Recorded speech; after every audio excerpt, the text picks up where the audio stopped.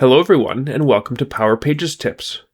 My name is Nicholas Hayduk, and this is tip number 377, View Agent Analytics. So you've recently published an agent on your Power Pages site via the Design Studio, and you want to see how it is being used. The good news is that this data is just a click away. Before we dive into the details, don't forget to subscribe to the Engineered Code YouTube channel for our weekly tips, monthly community calls, and lots of other Power Pages and Power Platform content. Getting to the analytics is easy. In the Design Studio, go to the Agents page in the Setup workspace. There, you can see a list of all agents configured for the site.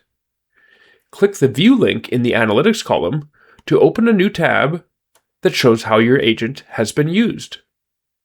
This includes data like how many conversations have occurred, daily active users, and billing information like the number of Copilot credits used. You'll notice that this new tab is actually Copilot Studio. The agent you create in Power Pages is a Copilot Studio agent and comes with all the features of Copilot Studio. Analytics is just one of these features.